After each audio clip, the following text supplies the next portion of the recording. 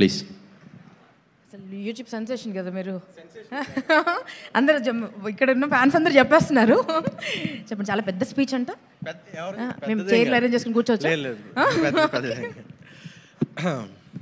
First of all ఇక్కడికి వచ్చిన media మిత్రులకి అండ్ మన అలీ గారికి, మన డైరెక్టర్స్, వచ్చే మన చీఫ్ గెస్ట్ మనోజ్ గారికి, మీ అందరికీ, అండ్ ఆడియన్స్. అంటే కొంచెం మీరు ఏమన్నా మాకు ఎనర్జీ ఇస్తే కొంచెం మాట్లాడతాం. మనకుల పడివేనా నువ్వు? ఓకే.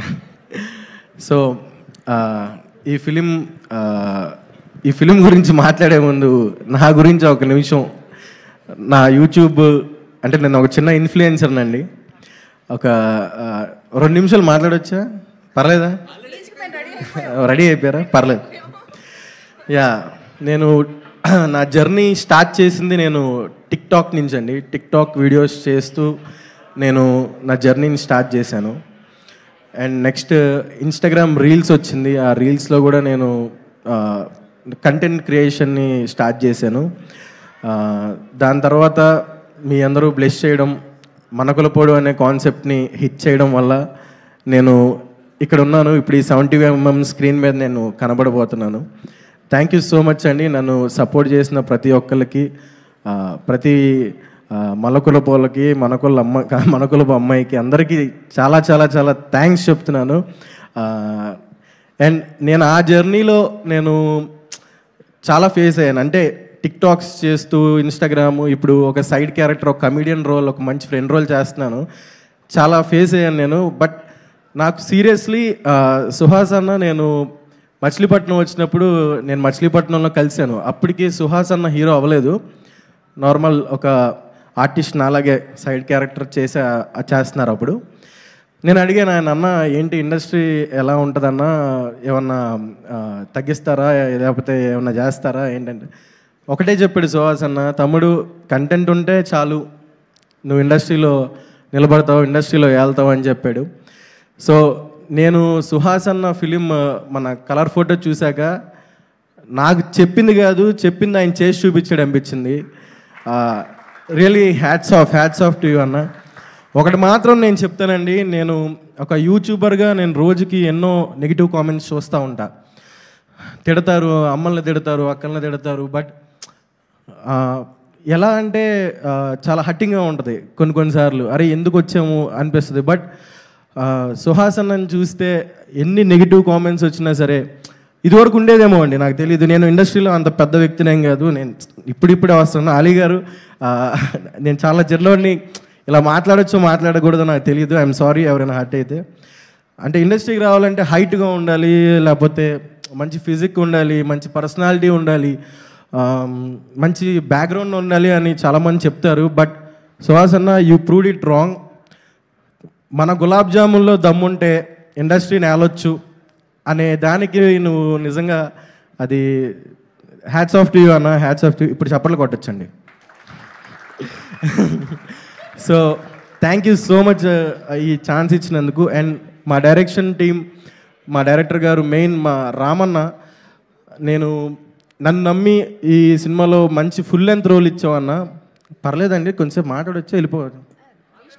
మండే ఫంక్షన్ అండ్ సిగ్గేస్తుంది సార్ కొంచెం.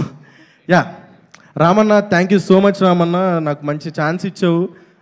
ఈ సినిమాతో నాకు మంచి బ్రేక్ రావాలని నేను కోరుకున్నా. అండ్ మా బ్యూటిఫుల్ హీరోయిన్ మాల్విక మనోజ్ గారికి, మేము పెద్ద ఫ్యాన్స్ అండి. జో సినిమా చూసి, ఈ సినిమా చూసి మీకు ఇంకా పెద్ద ఫ్యాన్స్ రావాలి. మీరు కుర్రోళ్ళ గుండెల్లో నిద్రపోవాలని కోరుకుంటున్నాను. అంటే ఒక నైట్ కాదండి మీరు నిద్రపోవాల్సింది, ఒక 20-30 సంవత్సరాలు పడుకోండి మా కుర్రోళ్ళ గుండెల్లో. అంత మంచి పర్ఫార్మెన్స్ చేశారు.